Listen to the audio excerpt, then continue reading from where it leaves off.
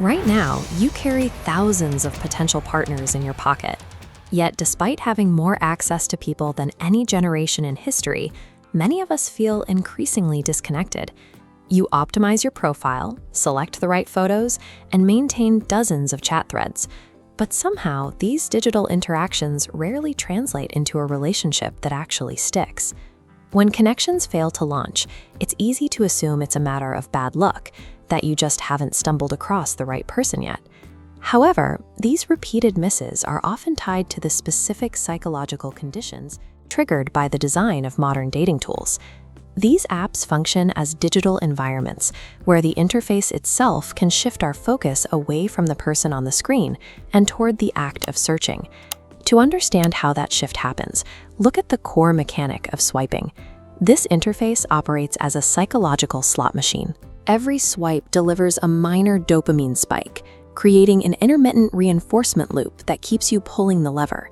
This continuous movement trains the brain to anticipate the next reward. When you match with someone, your mind is already primed to think a superior option is just one more swipe away. Because of this constant visual reminder of alternatives, the evaluation of a match changes. You aren't just looking at the person, you are weighing them against the potential of the entire stack. This creates what is known as the phantom partner. By gathering fragments from thousands of brief profile impressions, your brain stitches together a flawless, non-existent compilation of the best traits you've seen. When you sit down for a real date, you are sitting across from a human being, but your conditioned brain judges their real-world presence against this impossible psychological composite. When the mind is trained to compare reality against a phantom, a living person will rarely feel like they are enough. Knowing that everyone else is also filtering through an endless catalog, users often adapt defensively to the threat of being passed over. Because you are competing against thousands of local profiles, the pressure to construct a flawlessly optimized persona grows. You might hide your actual quirks or edit your opinions to cast the widest net possible. Maintaining this performative image over weeks of messaging and dates creates an authenticity tax. This constant vigilance over your own image becomes a significant drain on your energy. This graph illustrates the result. The energy required to maintain a curated persona inevitably drops.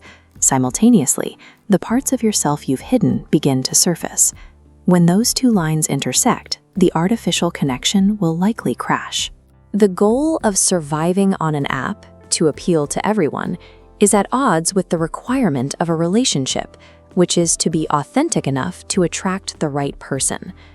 The strategies used to win a match are often the very things that prevent a real connection from taking root. This constant high-speed filtering also alters our baseline patience for human interaction.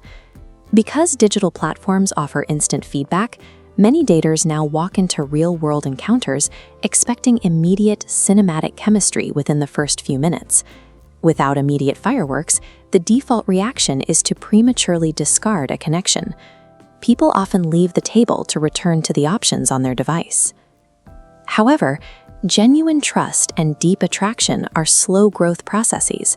They require time and repeated exposure to develop into something substantial.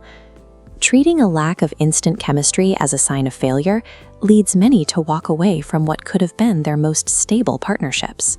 The current landscape of modern dating suggests that isolation often stems from an obsession with finding more, even when the available options are already sufficient. Breaking this cycle involves a deliberate shift in how you think. It starts by catching yourself in the moment you ask, "Could I do better?" When that thought appears, try replacing it with a more productive question. Is this specific person sitting in front of me worth getting to know? Lasting relationships require the mental effort to resist the conditioning of the screen and give natural chemistry the necessary space to grow. Take a moment to evaluate your own habits. Are you chasing a phantom, hiding behind a mask, or expecting instant sparks? Tell us which of these traps you've noticed in your own life down in the comments.